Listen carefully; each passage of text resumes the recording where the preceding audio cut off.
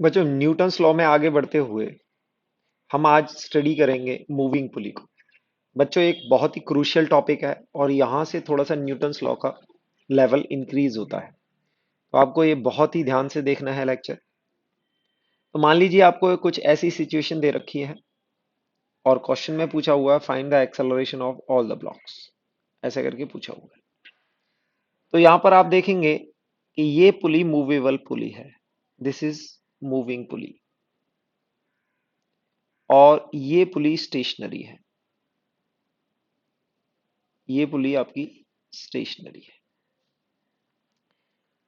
ये स्टेशनरी हो गई, ये मूविंग हो गई। तो अब मूविंग पुली में हम कैसे डील करेंगे? तो हमने इसका मास हमें एम दिया हुआ है और ये ब्लॉक M1 और ये ब्लॉक M2। अज्यूम कर लेते हैं कि ये एक्सेलरेशन ऊपर की तरफ होगा और M1 और M2 को हम दोनों को नीचे की तरफ, लेट से इसका एक्सेलरेशन A1 और इसका एक्सेलरेशन E2।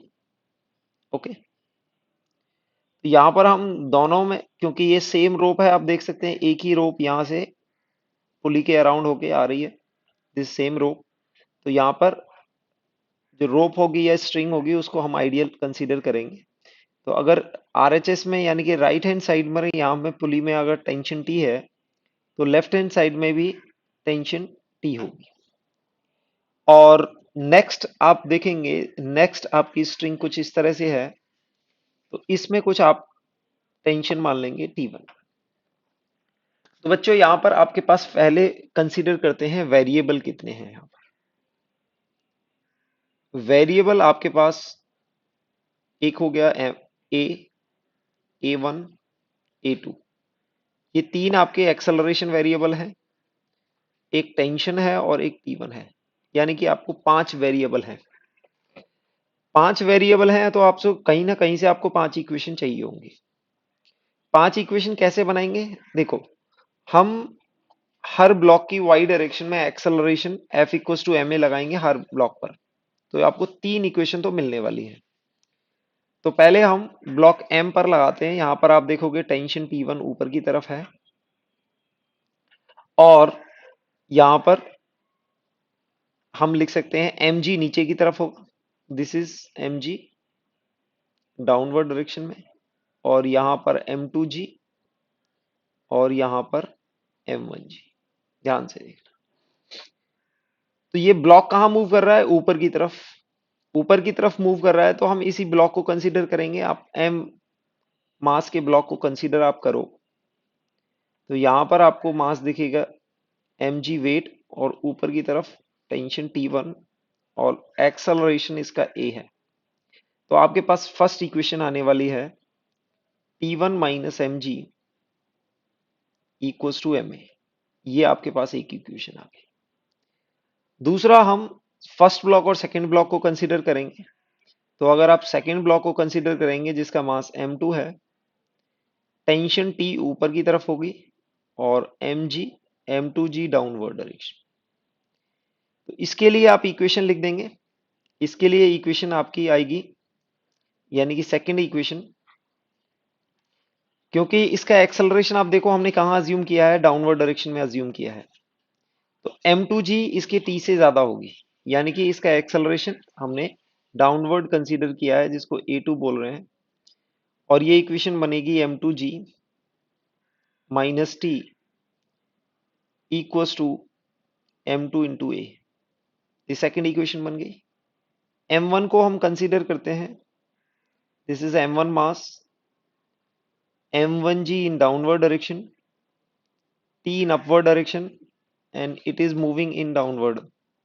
नीचे ही मूव कर रहा है, नीचे की तरफ M1g होगा, ऊपर T होगा और ये M1 है।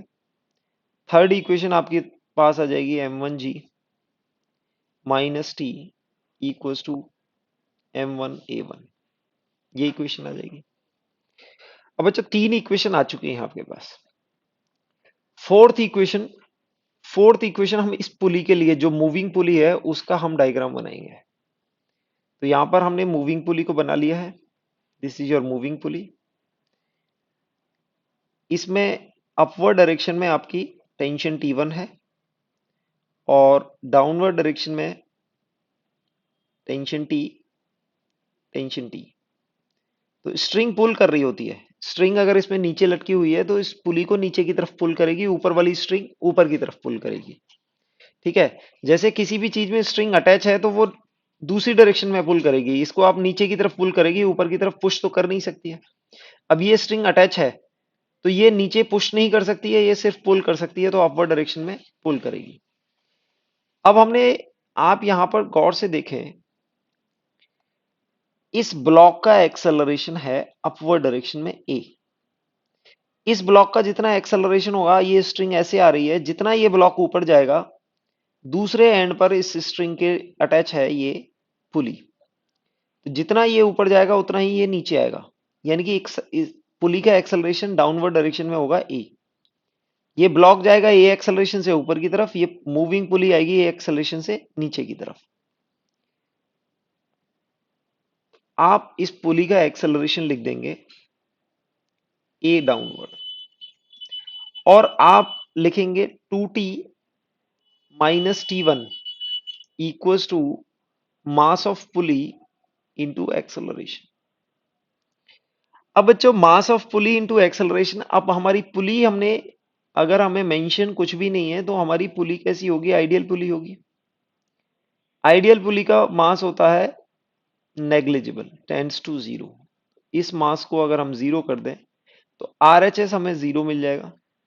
तो 2t minus T1 equals to zero, तो हमें T1 की वैल्यू 2t मिल जाएगी। तो आप बच्चों यहां पर ध्यान रखेंगे कि अगर पुली मासलेस है तो total downward force equals to total upward force, और T1 की वैल्यू आपको 2t मिल जाएगी। तो आपके पास चार इक्वेशन आ सकते हैं, इसको आप फोर्थ इक्वेशन बोलोगे।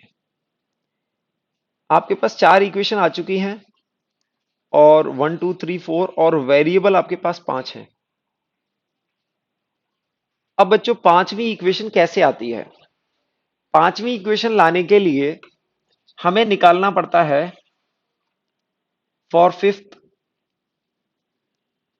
इक्वेशन। फिफ्थ इक्वेशन के लिए we need relation between A1 and A2। पांचवी इक्वेशन A1 और A2 के रिलेशन से आती है, और ये रिलेशन कैसे आती है? ये आती है कंस्ट्रेंट रिलेशन से। Constraint relation. फिफ्थ इक्वेशन के लिए कंस्ट्रेंट रिलेशन। अब ये कंस्ट्रेंट रिलेशन क्या होगा, इसको स्टडी करते हैं। पहले हम यहां पर डिस्कस करते हैं कंस्ट्रेंट रिलेशन। ये कंस्ट्रेंट रिलेशन क्या होता है बच्चों? कंस्ट्रेंट रिलेशन होता है कि इन तीनों के एक्सेलरेशन, यानी कि ये था हमारा मास m, और ये m1, और ये m2, इन तीनों के एक्सेलरेशन के जो रिलेशन आएगा उसी को हम बोलते हैं कंस्ट्रेंट रिलेशन। कैसे ये रिलेशन हम निकालेंगे? तो मान लेते हैं कि ये पुली की लोकेशन किसी भी फिक्स पॉइंट से, यानी कि ये हमने फिक्स पॉइंट से ले लिया है, इसको हम बोल देते हैं x, और इस मास की लोकेशन यानी कि m1 मास की लोकेशन इस पॉइंट से हो गई x1, और m2 मास की लोकेशन हम इसी फिक्स पॉइंट से लेंगे x2। ये तीनों मासेस की लोकेशन हो गई। अब हमको पता है कि इस लेंथ को, ये लेंथ क्या है? कांस्टेंट है। This is the length of string, let say L। तो यहां पर इसको L1 प्लस L2 दोनों साइड में हम ये लिख सकते हैं। तो length of string equals to L1 plus L2। Length of string is equals to L1 plus L2। तो लेंथ ऑफ स्ट्रिंग को हम क्या करेंगे? L, यानी कि ये लेंथ ऑफ स्ट्रिंग होगी, तो आप देखिए, देखेंगे ये L1। क्या हम L1 को ये लिख सकते हैं? This is x1 minus x. ये लेंथ होगी x1 माइनस एक्स। तो L1 को आप लिख सकते हो x1 माइनस एक्स, और L2 यानी कि लेफ्ट हैंड साइड की जो स्ट्रिंग होगी उसको आप लिख सकते हो, this is L2 x2 minus x. ये होगी L2, that is x2 minus x, और ये हो जाएगी x2 माइनस एक्स। अब हम इसका लेंथ ऑफ स्ट्रिंग को हम लिख सकते हैं L1 प्लस L2, और L1 को हमने लिख दिया x1 माइनस एक्स, और L2 को लिख दिया हमने x2 माइनस एक्स। अब बच्चों ये लेंथ कांस्टेंट है and this is constant. Constant है तो हम इसका डेरिवेटिव, अगर टाइम का डेरिवेटिव लें तो हम बोल सकते हैं dl बाई डी टी। यहां पर आपको आ जाएगा dx1 by D T plus dx2 by D T, और थर्ड में ये 2x आएगा तो इसको हम बोल सकते हैं dx 2 times dx by D T. अब ये लेंथ कांस्टेंट है तो ये टर्म आ जाएगा जीरो। इसको आप dx बाई डी टी को क्या लिख सकते हो आप? वेलोसिटी v1 लिख सकते हो। अगर मास 1 की वेलोसिटी नीचे की तरफ v1 होती है तो उसको v1 वेलोसिटी लिख सकते हो। और dx2 बाई dt को क्या लिख सकते हो? v2 वेलोसिटी लिख सकते हो। This is the rate of change of its position. ठीक है, तो आप इसको v2 लिख देंगे, और दिस इज 2 टाइम्स dx बाई dt को आप v लिख देंगे। v is the velocity of this pulley, ये जीरो आ जाएगी। आप एक बार फर्दर और डिफरेंशिएट करेंगे तो आपको ये dv1 by dt plus dv2 by dt minus 2 times dv by dt ये आएगा, और ये अगेन जीरो हो। आप इसको क्या लिख सकते हैं? This is a1, this is acceleration a1, this is acceleration a2, and this is minus time 2 times acceleration of a किसका एक्सेलरेशन है? इस पुली का। इस पुली का जितना एक्सेलरेशन होगा वही एक्सेलरेशन इस मास का भी होगा, क्योंकि they are attached with a string. m1 का एक्सेलरेशन आ गया, m2 का एक्सेलरेशन, m1 m2 और m का एक्सेलरेशन, ये तीनों के बीच में एक रिलेशन आ गया। इस रिलेशन को ही बोलते हैं हम कंस्टेंट रिलेशन। ये अपने पास क्या आ जाएगा? a equals to a1 plus a2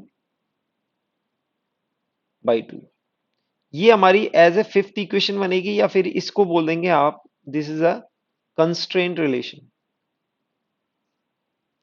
constraint relation यानी कि यहां पर आप देखोगे कि a1 a2 अगर इंडिपेंडेंट है तो a डिपेंडेंट नहीं है। अगर आप दो को फिक्स कर दोगे तो थर्ड अपने आप फिक्स हो जाएगा। This is a relation between a1 a2 and a। तो all three are not independent, तो दे आर कंस्ट्रेंड, एक दूसरे पर डिपेंडेंट है, कंस्ट्रेंड है, तो इसको बोलते हैं कंस्ट्रेंट रिलेशन।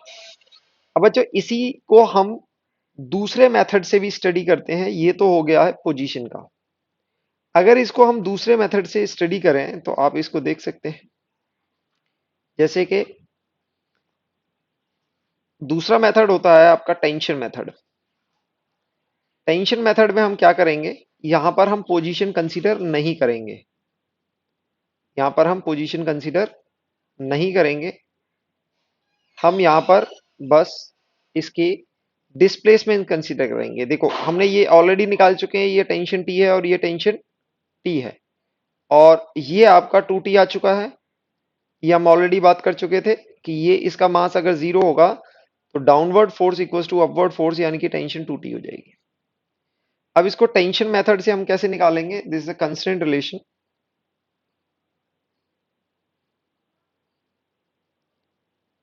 रिलेशन, और इसमें हम टेंशन मेथड पढ़ेंगे।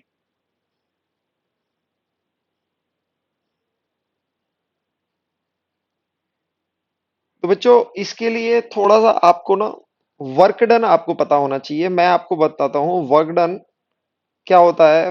फोर्स इनटू डिस्प्लेसमेंट का डॉट प्रोडक्ट होता है। तो डॉट प्रोडक्ट आपको पता है, तो किसी भी फोर्स का अगर वर्क डन निकालना है तो आपको एफ डॉट एस करना होता है, यानी कि वो फोर्स और उस पार्टिकल का डिस्प्लेसमेंट आपको डॉट प्रोडक्ट करना होता है।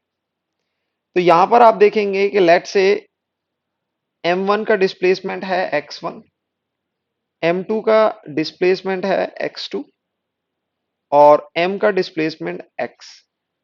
जिस डायरेक्शन में हमने एक्सेलरेशन अज्यूम किए हैं उसी डायरेक्शन में हम इनके डिस्प्लेसमेंट अज्यूम कर लेते हैं। ओके, तो अब हमने work done by tension, total total work done by tension, हमारा total work done by tension होता है 0। अगर स्ट्रिंग की लेंथ चेंज नहीं हो रही होती है तो वर्क डन बाय टेंशन 0 होगा। इफ, आप इसमें मार्क करके लिख देंगे, if length of string, length of string is constant, constant. तो वर्क डन बाय टेंशन हमें कैसे हेल्प करेगा, देखो। आप सबसे पहले M1 पर फोकस करेंगे। M1 पर अगर फोकस करेंगे तो M1 का डिस्प्लेसमेंट नीचे की तरफ है x1, और M1 के ऊपर टेंशन अप्लाइड है ऊपर की तरफ। तो यहां पर वर्क डन बाय टेंशन आप यहां पर लिखोगे that is T dot x1, और आप ये देखोगे ये दोनों ऑपोजिट डायरेक्शन में है, तो यह हो जाएगा -Tx1, ये हो जाएगा। ठीक है। अब आप M2 को देखेंगे। M2, M2 पर अगेन टेंशन अपवर्ड डायरेक्शन में है, और इसका डिस्प्लेसमेंट नीचे की डायरेक्शन में x2 है। तो वर्क डन बाय टेंशन यहां पर अगेन हो जाएगी T डॉट x2, और ऑपोजिट डायरेक्शन में 180 डिग्री का एंगल है, तो ये हो जाएगा -T × x2। थर्ड हमारा ब्लॉक M आता है। ब्लॉक M को हम यहां पर अपवर्ड डायरेक्शन में 2T टेंशन है, और इसका अपवर्ड डायरेक्शन में डिस्प्लेसमेंट है x। आपने यहां पर देखा, इस पर अपवर्ड डायरेक्शन में 2T टेंशन है और इसका डिस्प्लेसमेंट अपवर्ड डायरेक्शन में x है। तो इसका वर्क डन हम क्या लिखेंगे, work done by tension will B 2T dot x। अब ये दोनों पैरेलल हैं तो एंगल 0 होगा, तो हम बोल सकते हैं 2T cos 0 इंटू x। तो this will come out to be 2T into x। अब टोटल वर्क डन हम अगर निकालेंगे, total work done by tension, tension का टोटल वर्क डन अगर हम निकालेंगे, तो यहां से हमारे पास टोटल वर्क डन देखो, ये 3 है, तो हमारे पास आ जाएगा -T × x1 -T × x2 और +2T × x। ये टोटल वर्क डन आएगा। और हमने बोला है total work done by tension कितना होगा, 0 होगा, तो इसको हम 0 के इक्वेट कर देंगे। ओके, 0 के इक्वेट कर देंगे तो आपको ये रिलेशन यहाँ पर टी आप कैंसिल कर सकते हो, आपको 2x equals to x1 + x2 मिल जाएगा। आप इसको एक बार डिफरेंशिएट करेंगे, यानी कि डिफरेंशिएट करेंगे तो आपके पास 2v equals to v1 + v2 हो जाएगा। एक बार और डिफरेंशिएट करेंगे तो 2a equals to a1 + a2 हो जाएगा। यानी कि दिस इक्वेशन 1, इक्वेशन 2, आप जो भी कह सकते हैं, आप इसको डिफरेंशिएट कर रहे हैं, डिफरेंशिएट कर रहे हैं, और यहां पर भी आप डिफरेंशिएट कर रहे हैं। तो फर्दर डिफरेंशिएट करोगे टाइम के रेस्पेक्ट में, तो आपके पास ये रिलेशन आ जाएगा, और आप देखेंगे this relation is that of previous relation. वही रिलेशन हमें मिल गया है टेंशन के थ्रू, तो आप टेंशन के थ्रू भी इस रिलेशन को निकाल सकते हैं। कंस्ट्रेंट रिलेशन को हम इस तरह से देखते जाएंगे। तो अब वापस हम उसी क्वेश्चन पर पहुंचते हैं, वापस क्वेश्चन पर पहुंचते हैं। हमें इक्वेशन मिली थी, एक इक्वेशन हमारे पास आई थी, that is m1g - t equals to m1a। दूसरी इक्वेशन आई थी m2g - t equals to m2 into a2। Okay, this is m1, ये आया था, ये रिलेशन आया था। और थर्ड इक्वेशन हमारे पास आई थी दैट इज 2t, t1 हमारे पास था, अपवर्ड डायरेक्शन में था, t1 - mg equals to ma, ये रिलेशन आया था। और हमने t1 को 2t के इक्वल रख दिया था, क्या गया था, तो इसको हम सिंप्लीफाई करके, यानी कि हम इसको लिख सकते हैं 2t minus M G equals to M A. और अब कंस्ट्रेंट से हमने निकाल दिया है कि A two A equals to A one plus A two. अब इस तरह से इसको निकाल सकते हैं, इस तरह से इसको निकाल सकते हैं। तो आप इसके रिलेशन को यूज करते हुए first equation, this is first equation, this is second equation and this is third equation, ये आपकी फोर्थ इक्वेशन थी और ये आपकी जिस फिफ्थ इक्वेशन का हमें रिक्वायरमेंट थी वो मिल गई है। अब ये पांचों इक्वेशन को यूज करते हुए हम फर्स्ट इक्वेशन से ए वन निकालेंगे। ए वन की वैल्यू देखो आप क्या हो जाएगी, G minus T by M one हो जाएगी। ए टू की वैल्यू आप निकालेंगे, ए टू की वैल्यू भी G minus T by M two हो जाएगी। और ए की वैल्यू आप थर्ड इक्वेशन से निकालोगे, that is T one by M, that is T one को हम टू टी लिख देते हैं, टू टी बाई एम। इसको आप थर्ड इक्वेशन इसको मार्क कर, थर्ड इक्वेशन से निकालेंगे two T by M, M से हमने डिवाइड कर दिया है, माइनस जी। अब ये रिलेशन में पुट कर देंगे, यानी कि टू ए की जगह आप यहां पर रखेंगे, टू ए यहां से टू ए रख देंगे, तो that is two T by M minus G, okay, equals to A one plus A two, G minus M one plus G minus T by M two. अब इनको सेपरेट करेंगे तो आपके पास ये आ जाएगा four T by M, T के terms को एलएचएस में ले आएंगे, T by M one plus T by M two, और आपको यहां पर मिल जाएगा दैट इज फोर जी।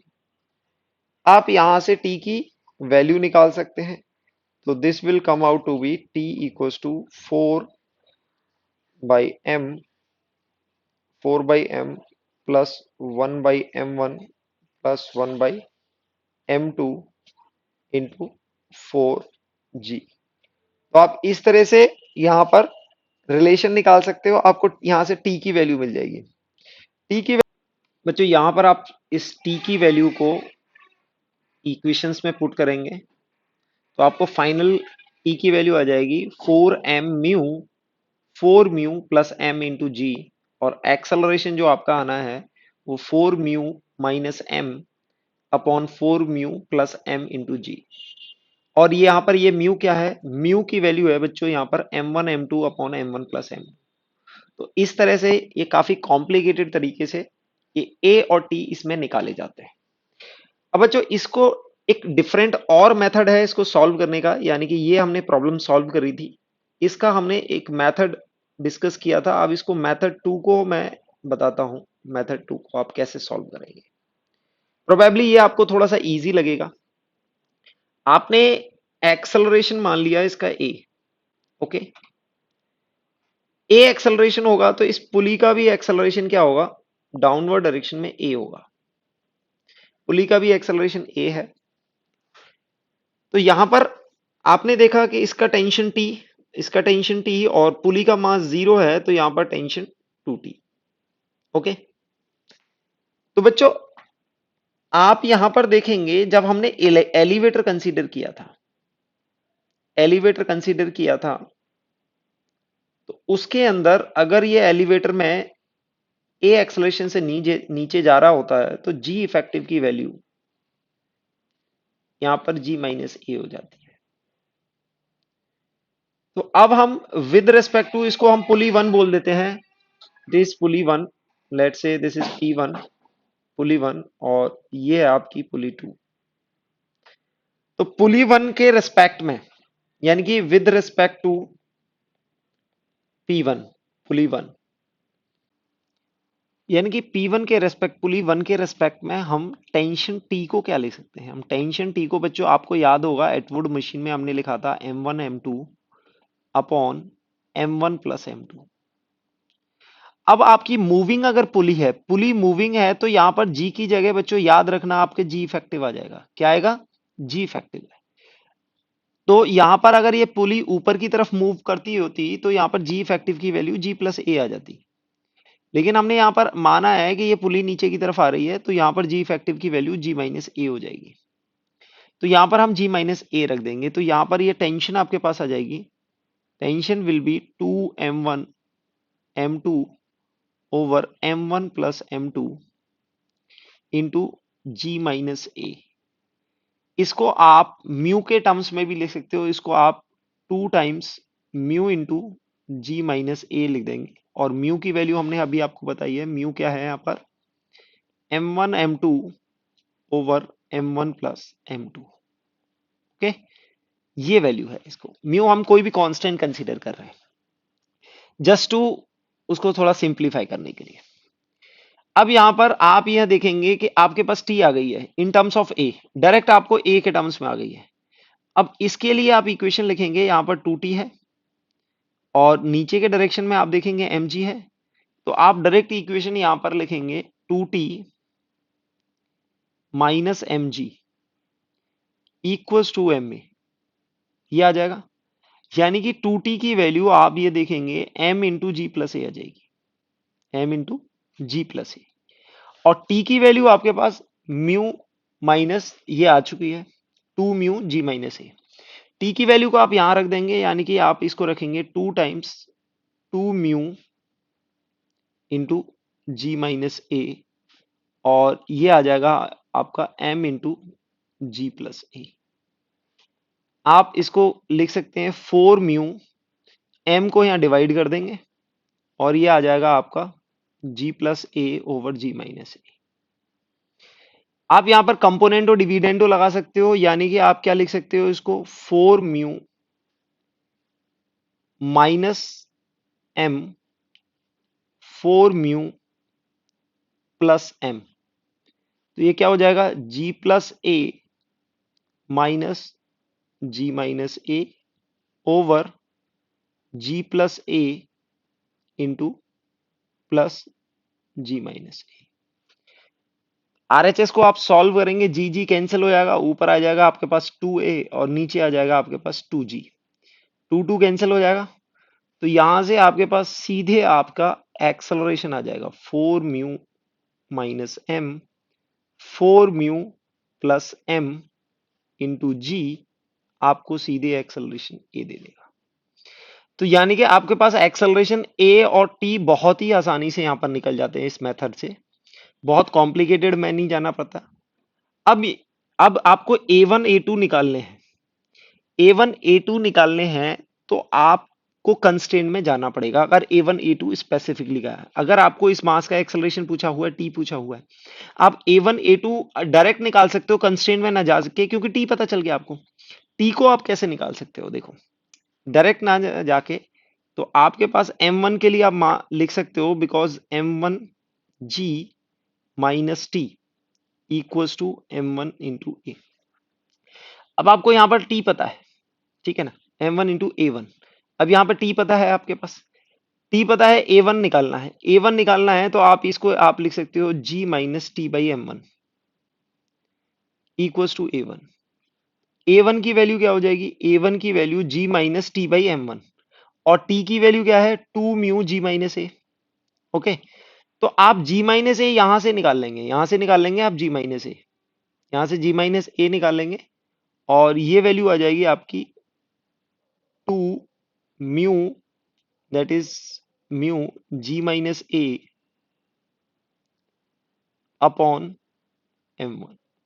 यहां से आप डायरेक्ट निकाल देंगे, ठीक है। और A2 की वैल्यू आपके पास G minus 2 mu G minus A upon M2, ये T2 की A2 की वैल्यू आ जाएगी। तो यानी कि टेंशन निकलने से आपको A1 A2 आराम से निकाल सकते हो, ए भी निकाल सकते हो। बस आपको यहां पर ए की वैल्यू पुट करनी है और इसको सिंप्लीफाई करना है। तो पहले जितना हमने कॉम्प्लिकेटेड किया था, उसकी कॉम्प्लिकेशन काफी कम हो जाती है। अगर आपको इस तरह का क्वेश्चन दिया गया है, तो इसको कैसे सॉल्व करेंगे आप। यहाँ पर भी एक्सेलरेशन और टेंशन पूछा हुआ है, तो टेंशन के लिए बहुत इजीली हम टी और 2t लिख सकते हैं, क्योंकि आइडियल पुली कंसीडर करेंगे। तो यहाँ पर एक एंड आप देखेंगे यहाँ पर फिक्स है और ये M1 और M2 है। अब यहाँ पर जो आपको मास दे रखा था, उसकी जगह आपको ये फिक्स एंड दे रखा है। तो अगेन मैं प्रेफरेबली टेंशन मेथड यूज करता हूँ, वर्क डन बाई टेंशन हम जीरो कर लेंगे। मान लेते हैं इसका एक्सेलरेशन या डिस्प्लेसमेंट x1 नीचे है और इसका डिस्प्लेसमेंट x2 ऊपर है। टेंशन इसमें 2t ऊपर की तरफ लग रही है और इसमें भी ऊपर की तरफ लग रही है। तो यहां पर अगर m1 पर देखोगे तो टेंशन ऊपर है और डिस्प्लेसमेंट नीचे है, तो वर्क डन क्या होगा, minus T into x one हो जाएगा, क्योंकि ऑपोजिट डायरेक्शन में। x2 m2 के लिए देखोगे दोनों सेम डायरेक्शन में, 2t भी अपवर्ड है और x2 भी अपवर्ड है, और टोटल को जीरो बोल देंगे। तो यानी कि आपके पास minus x1 plus x2, 2x2 zero आ जाएगा। यानी कि आपके पास 2x2 इक्वल्स टू x1 आ जाएगा। दो बार डिफरेंशिएट करेंगे तो ये रिलेशन आपका एक्सेलरेशन का भी आ जाएगा, यानी कि a1 इक्वल्स टू 2a2 आ जाएगा। अब आप इक्वेशन क्या बनेंगे, तो पहली इक्वेशन में आप यहां पर देखेंगे कि टेंशन अपवर्ड है और नीचे m1g होगी। अब ये नीचे मूव कर रहा है तो यहां पर इक्वेशन बनेगी m1g minus T equals to m1 a1। दूसरी इक्वेशन आपके पास बनेगी 2t, अपवर्ड मोशन है, और minus m2g equals to m2 into a2। a1 को आप 2a2 रख सकते हैं और आपको a2 की वैल्यू आ जाएगी, या आप इक्वेशन यहां पर मल्टीप्लाई कर सकते हैं। यहां पर आप ऊपर वाली इक्वेशन में अगर 2 से मल्टीप्लाई करें और दोनों को ऐड कर दें तो टी कैंसिल हो जाएगा, टी कैंसिल हो जाएगा, यानी कि आपके पास 2m1g minus 2t minus m2g, और ये आपके पास m1 इंटू 2a1 आएगा। और इसको हम m2 इंटू a2 ना लिख के इसको a2 लिख देते हैं, और इसको आप लिखने के a2/2 भी लिख सकते हैं। इसको m1 इंटू a1 की वैल्यू 2a है तो 2a1 की वैल्यू 4a2 हो जाएगी। इस रिलेशन से आप यूज कर सकते हैं। दोनों को ऐड करेंगे तो आपके पास 2m1 minus m2 into G equals to, आप यहां पर देखेंगे 4m1 plus m2 into a2। यहां से a2 की वैल्यू डायरेक्ट आ जाएगी, a2 की वैल्यू आपके पास डायरेक्ट आ गई है, that is 2m1 minus m2 over 4m1 plus m2 into जी। और a1 की वैल्यू आपको निकालनी है, a1 की वैल्यू निकालनी है तो इसको 2 से मल्टीप्लाई कर देंगे, यानी कि that will B 2 times of a1 simply. तो a1 a2 भी आ गया। अब आपको निकालना है टेंशन। टेंशन को आप कैसे लिख सकते हो, टेंशन को आप लिख सकते हो यहां से, फर्स्ट इक्वेशन से निकाल सकते हो। Tension equals to T equals to that is m1 into ji minus a1, ऐसे लिख सकते। a1 की वैल्यू आप यहां पर पुट करेंगे, आपको यहां से टेंशन की वैल्यू मिल जाएगी। इसको सॉल्व करना और इसको निकालना है। बच्चों अगर आपको कुछ इस तरह की सिचुएशन दी हुई है तो आप इसमें एक्सेलरेशन और टेंशन कैसे निकालेंगे, यानी कि ये m1 और m2, यहाँ पर एक पुली है, सब पुली आइडियल होंगी और स्ट्रिंग भी आइडियल होगी, और यहाँ पर m मास को अटैच कर दिया है। तो आप यहाँ पर देखेंगे अगर इसको आप टेंशन T कंसीडर करें तो ये भी टेंशन T होगी, क्योंकि सेम रोप, ये आपकी सारी एक ही रोप है पूरी। यहाँ पर ये मास 0 होगा तो ये टेंशन 2T हो जाएगी, टेंशन 2T हो जाएगी। इसका एक्सेलरेशन आप a1 मान सकते हैं और इसका एक्सेलरेशन a2 मान सकते हैं, और इसका एक्सेलरेशन a मान सकते हैं। अब हमारे पास आप देखेंगे वेरिएबल कितने हो गए, देखो a1 a2 और a, ये तीन वेरिएबल हैं और एक टेंशन, चार वेरिएबल हैं, तो इक्वेशन हमें चार बनानी होंगी। तो पहली इक्वेशन हम बोल सकते हो t equals to m1 a1, इसके लिए बोल सकते हैं। दूसरी t equals to m2 a2, दूसरी इक्वेशन इसके लिए बोल सकते हैं m2 के लिए। तीसरी इक्वेशन यहाँ पर हम मानेंगे कि a2 इधर जा रहा है, तो हम तीसरी इक्वेशन बोल सकते हैं mg minus 2t equals to ma, ये तीसरी इक्वेशन आ गई। अब यहाँ पर फोर्थ इक्वेशन आपको कंस्ट्रेंट रिलेशन से लानी पड़ेगी। फोर्थ रिलेशन आप क्या बोलोगे, देखो इसका डिस्प्लेसमेंट आप x1 मान लोगे, लेट से इसका डिस्प्लेसमेंट आपका x1 है, इसका डिस्प्लेसमेंट आपका x2 है, और इसका डिस्प्लेसमेंट आपका एक्स है। तो आपका डिस्प्लेसमेंट नीचे होगा और इस पर ब्लॉक पर ऊपर टेंशन होगी, टेंशन ऊपर की तरफ है, तो इसका वर्क डन आएगा -2t(x) और दोनों इन दोनों m1 m2 का दोनों का पॉजिटिव आएगा क्योंकि सेम डायरेक्शन में टेंशन है और सेम डायरेक्शन में ही डिस्प्लेसमेंट है। टोटल वर्क डन को हम कर देंगे 0। तो हमारे पास ये रिलेशन आ जाएगा x1 plus x2 equals to 2x। Differentiate करेंगे तो आपके पास आ जाएगा a1 plus a2 equals to 2a। ये आपकी फोर्थ इक्वेशन बनेगी। This is your third equation, first equation and second equation. अब चारों इक्वेशंस में से आप कैसे सॉल्व करेंगे? आप इक्वेशन 1 को यूज करते हुए यहाँ पर t1 की वैल्यू, t की वैल्यू, a1 की वैल्यू निकाल सकते हैं। a1 की वैल्यू आ जाएगी t/m1, तो यहाँ पर a1 की वैल्यू t/m1 रखेंगे, ऐसे ही t/m2 a2 की वैल्यू रखेंगे और इस इक्वेशन से आप a की वैल्यू रख देंगे जो कि आएगी 2 टाइम्स g माइनस 2 t/m। इसको सॉल्व कर लेंगे, t को LHS में ले आएंगे तो आपको इस टाइप का एक्सप्रेशन मिल जाएगा 4/m plus 1/m1 plus 1/m2 into T equals to 2g। और फाइनली आप t को सॉल्व करेंगे तो आपके पास मिलेगा 2 times mu into m by 4 mu plus m into G. Mu की वैल्यू बच्चों यहाँ पर क्या है, m1 m2 upon m1 plus m2। ये t की वैल्यू मिल जाएगी। a1 a2 की वैल्यू निकालेंगे तो a1 की वैल्यू आपको मिलेगी t/m1 जो कि आएगी 2 times m2 into m into g upon 4 m1 m2 plus m into bracket m1 plus m2। और a2 के लिए यहाँ पर m1 की m2 की जगह m1 आएगा और सेम एक्सप्रेशन आएगा यहाँ पर और इट विल बी इंटू जी और एक जी आएगा। तो इस तरह से आप t a1 a2 सब निकाल सकते हैं। नेक्स्ट क्वेश्चन देखते हैं। नेक्स्ट क्वेश्चन में यहाँ पर ऐसा दिया हुआ है, तो अब यहाँ पर हम पूरा क्वेश्चन सॉल्व नहीं करेंगे, बस a1 a2 का रिलेशन निकालेंगे। लेट से ये a1 है और यहाँ पर ये a2, कंस्ट्रेंट रिलेशन की बात करेंगे। तो अब दो इक्वेशन देखो, ये आपका t होगा, सेम इक्वेशन ये t होगी और ये इक्वेशन ये 2t होगी, तो ये भी आपकी 2t होगी। तो ब्लॉक 1 को ऑब्जर्व करेंगे तो यहां पर आप इसका एक्सेलरेशन a1 नीचे की तरफ है, m1g डाउनवर्ड फोर्स होगी और t ऊपर होगी। इसके लिए आप इक्वेशन बनाओगे m1g minus t equals to m1a1।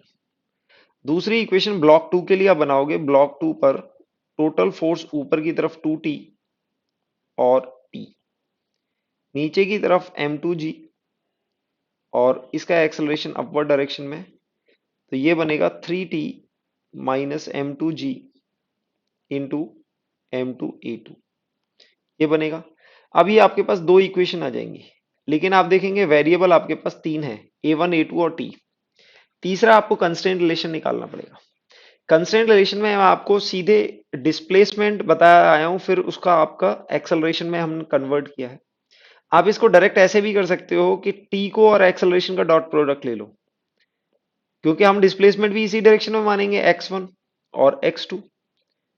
तो हम ये बोल सकते हैं देखो t और a ऑपोजिट डायरेक्शन में है, तो t डॉट a ये हो जाएगा माइनस टी a1 और 2t और a2 दोनों सेम डायरेक्शन में है, ये जीरो हो जाएगा। तो आपके पास a1 इक्वल्स टू 2a2 आ जाएगा। ये रिलेशन आप यूज करेंगे, ये थर्ड इक्वेशन मिल जाएगी। यहां पर ये तीनों इक्वेशन सॉल्व करेंगे, आपको a1 a2 और यहां से t आ जाएगा। इस तरह से ये इसका मेथड होगा सॉल्व करने का। नेक्स्ट क्वेश्चन देखते हैं, बहुत ही अच्छा क्वेश्चन है। यहाँ पर क्वेश्चन में पूछा हुआ है आपको फोर्स निकालनी है such that wedge remains at rest, यानी कि फिगर में क्या दे रखा है, एक वेज है। बच्चों वेज क्या होता है, ये मूवेबल होता है और ये आपका हॉरिजॉन्टल सरफेस है, ये अगर आपने को दी हुई है और यहां पर एक ब्लॉक है जिसका मास स्मॉल m और वेज का मास कैपिटल M है। इस पर एक हॉरिजॉन्टल फोर्स लगा रहे हैं, तो यहां पर हॉरिजॉन्टल फोर्स की वैल्यू बतानी है कि हमारा वेज मूव ना करे, वेज मूव ना करे, वेज मूव नहीं करना चाहिए। वेज मूव नहीं करेगा तो ये मूव करेगा, क्योंकि यहां पर कोई भी फ्रिक्शन वगैरह नहीं होगा, स्मूथ सरफेस होगा, ये नीचे की तरफ मूव करेगा। तो अब इसका हम फ्री बॉडी डायग्राम बनाएंगे बच्चों, इसको ध्यान से देखना, FBD। अगर ये वेज मूव नहीं कर रहा है तो वेज के रेस्पेक्ट में ये एक्सेलरेशन से मूव करता है। तो पहले हम वेज का फ्री बॉडी डायग्राम अगर बनाएंगे तो कुछ इस तरह से बनेगा। इस पर नॉर्मल रिएक्शन इस डायरेक्शन में लगेगा, normal reaction. Okay, normal reaction, और आप जानते हो कि वर्टिकल के बीच में एंगल थीटा होता है, ये एंगल थीटा आपको दे रखा है, तो ये डायरेक्शन में आपका एन साइन थीटा हो जाएगा और वर्टिकल डायरेक्शन में आपका एन कॉस थीटा हो जाएगा। फोर्स हॉरिजॉन्टल डायरेक्शन में एफ लग रही है और ये वेज रेस्ट पर है। वेज क्या है? रेस्ट पर है। रेस्ट है तो हम बोल सकते हैं F minus N sine theta horizontal direction में इक्विलिब्रियम होगा, वर्टिकल डायरेक्शन में भी होगा, आपको F equal to N sine theta मिल जाएगा। अब एन तो वेरिएबल है, एन तो हमें पता नहीं है। एन के लिए अच्छा, नॉर्मल ड्यू टू ग्राउंड भी आप यहां से निकाल सकते हैं, normal due to ground N G, और यहां पर एम जी लगेगा। तो रेस्ट पर है तो total upward force equal to total downward force. Total downward force है आपका F N cos theta, N cos theta plus capital M G. ये हमें रिक्वायर्ड नहीं है लेकिन आप नॉर्मल ड्यू टू ग्राउंड भी निकाल सकते हैं। अब हमें रिक्वायरमेंट है एन साइन थीटा की। तो बच्चों आप यहां पर देखेंगे, यहां पर ब्लॉक का फ्री बॉडी डायग्राम बनाएंगे, यहां पर एन लगेगा। ओके, और यहां पर एम जी कॉस थीटा, इस डायरेक्शन में एम जी साइन थीटा होता है, हम ये ऑलरेडी रिजॉल्व कर चुके हैं। अब इसका इस ब्लॉक का acceleration parallel to the plane है, एक्सेलरेशन इसका सिर्फ इस डायरेक्शन में है, यानी कि ब्लॉक का एक्सेलरेशन से सिर्फ इस डायरेक्शन में है, तो इस डायरेक्शन में आपकी फोर्स बैलेंस होंगी। यानी कि अगर इसको वाई डायरेक्शन मान लें, इसको एक्स मान लें, तो एक्स डायरेक्शन में only force is M ji sine theta, और वाई डायरेक्शन में एक नॉर्मल होगा और एक एम जी कॉस थीटा होगा। तो यानी कि वाई डायरेक्शन में, इसको आप वाई डायरेक्शन कंसीडर कर रहे हैं, let's say this is X direction and this is Y direction, we can say F Y sigma F Y is zero, sigma F Y zero minus M cos theta will be zero, और यहां से N की value आपको M G cos theta मिल जाएगी, small M जी cos theta. Acceleration की value निकालने चाहें तो आप ये बोल सकते हो M ji sine theta equals to M A, where a equals to g sine theta आ जाएगा। लेकिन हमें निकालना है फोर्स। फोर्स की वैल्यू बच्चों हमारे पास थी एन साइन थीटा, नॉर्मल की वैल्यू है एम जी कॉस थीटा, इसको साइन थीटा से मल्टीप्लाई कर देंगे तो आपके पास एम जी साइन थीटा कॉस थीटा ये वैल्यू आएगी। इसको आप ट्रिग्नोमेट्री रेशियो यूज करके आप m g by two sine two theta भी लिख सकते हैं, ये वैल्यू होगी फोर्स की। तो इस तरह से आप फोर्स निकाल लेंगे फ्री बॉडी डायग्राम के थ्रू, और ये फोर्स आएगी, अगर इतनी फोर्स यहां पर अप्लाई करें तो ये वेज रेस्ट पर होगा और ये block with with respect to ground ये इस पैरेलल टू द वेज नीचे की तरफ मूव करेगा। नेक्स्ट क्वेश्चन कंसीडर करते हैं। नेक्स्ट क्वेश्चन एक बहुत स्टैंडर्ड क्वेश्चन है, कई बार एक एग्जाम में पूछा गया है। यहां पर फोर्स की वैल्यू निकालनी है, सिमिलर क्वेश्चन है, such that the small block, this is the small block